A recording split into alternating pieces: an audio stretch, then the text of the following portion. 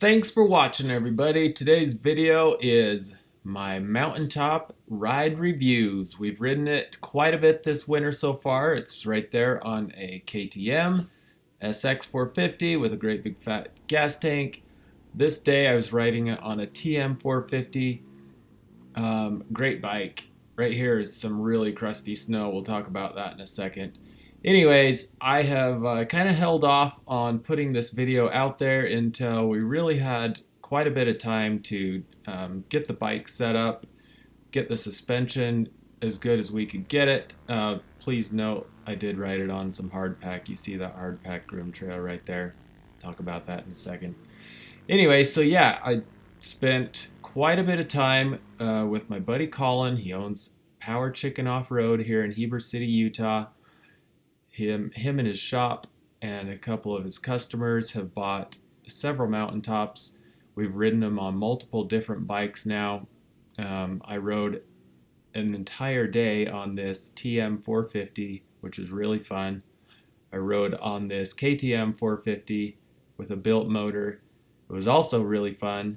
And then later in the video, you will see me riding it on a TM 300. That bike absolutely rips and is really fun also. Anyways, I'm going to try to just sum up really quickly here the main things that I have noticed with this kit. Number one, the ski. Actually, I don't think the biggest thing I noticed is the ski. The biggest thing I've noticed is the overall lightweight and light feeling ride that the MtnTop gives you. It is the lightest feeling kit I've ever ridden. It's not the lightest kit. The lightest kit I've ever ridden is probably a YZ250 that had a Yeti SS. Yeah, it was the 10-inch ride. Who cares about that? Anyways, it is the lightest feeling kit I've ever ridden. No matter what bike I ride it on, whether it's big heavy 4-stroke or a lightweight 302-stroke, the kit overall just feels really light underneath you. Like the ski pressure feels light, the maneuverability of it feels light, easy to slide around, not slide around, turn around left and right, maneuver around. It's just really, honestly, it's a great feeling kit. Like I say, it is the lightest feeling kit I've ever ridden, which is awesome. So that part I'm actually super excited about. The ski is also really good. Let's talk about the ski for just a second. This is my 12-year-old boy, by the way. He's jumping around in the woods following me. I'm pretty happy about that. Let's talk about the ski for a second. The ski for me is really good on hardpack. That, for me, that is the place where it really stands out above the timber sled ski. When the bike is vertical, unlike the hard-packed roads to get to wherever you need to go, the ski feels like you're not gonna die. I don't know how to put it any other way. You don't get jerked around very much. It just feels really light and natural. Now, what's odd for me is I did try to lay it over on some hard-packed roads, and that ski still does have some unpredictable grabbiness when you lay it really far over on a hard-packed road. I mean, not like we care. We all say that we want our bikes to ride good in the powder and we don't care about the roads, but let's be honest, you want your bike to be good everywhere. I wouldn't say that it has an edge on the timber sled in the leaning over on hard-packed regard, because the timber sled does the same thing. If you get the timber sled ski clear over on one of those edges, it also grabs weird and it's a little bit unpredictable. So yeah, overall, the ski and the powder, it actually feels great. When I first got on it and started riding it, I noticed that you do more leaning than you do turning with the handlebars. It's kind of a weird feeling. It took me a little bit, well, it took me about 3 turns to get used to it. But it was awesome. once you get used to it, you just learn that you just lean. Anyways, so I would give the MtnTop ski the edge over the timber sled ski just for the fact that on hard packed roads, that ski feels really easy when you're upright and riding. And actually, there's one other thing. That ski is shaped so that snow doesn't pack up on top of the ski so much like the timber sled one does. There's been several times this winter when I've got back to the truck and there's so much snow on my ski that it's actually hard to lift my ski up and get my wheel kit back on the bike. The MtnTop ski does not do that. Okay, so moving on from the ski. The other thing you'll notice, or I noticed, is that the MtnTop track climbs very well. Like, I didn't feel like it has any kind of trenching problems at all. In a second here, you'll see me climb up a hill. I think it's this one? Nope, not this one. It's coming up in just a second. Anyways, it's only got a 2.5-inch track. My Riot 3 Pro is a 3-inch track, and I felt like they actually were pretty comparable. Now, I did notice, here's the hill climb I was talking about. So I rode up this hill, that's my track on my Riot 3, and then I went and I climbed up the same hill on this kit, and this kit felt like it went up the hill just as easy as my Riot 3 did.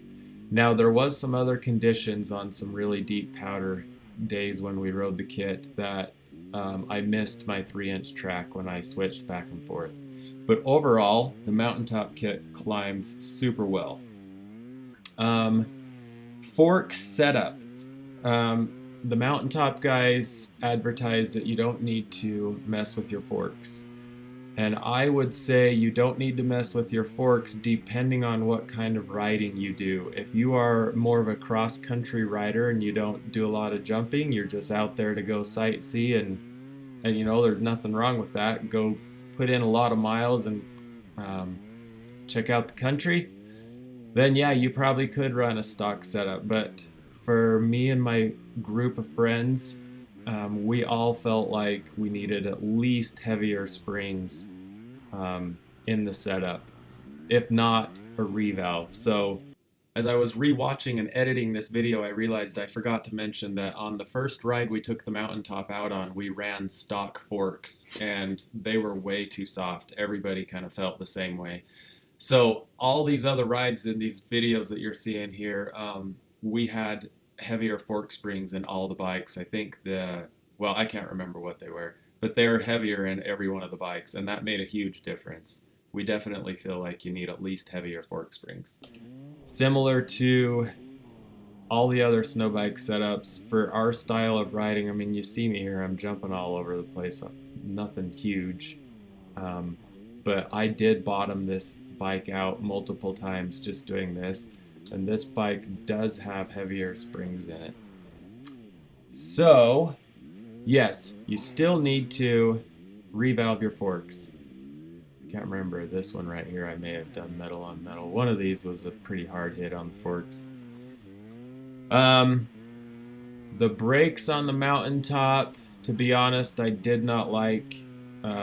They just were not powerful enough in any one of the setups we rode.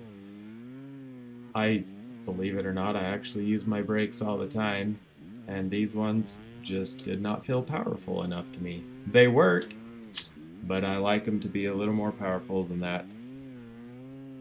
Let's see, what else do we talk about? Suspension on the MtnTop kit. So this was our nemesis this season. Like, the suspension, we felt like you can either set it up to where it's nice and plush for your general riding, or you can set it up to where, oh, this is a good climb right here. Like, this thing was just ripping up this hill.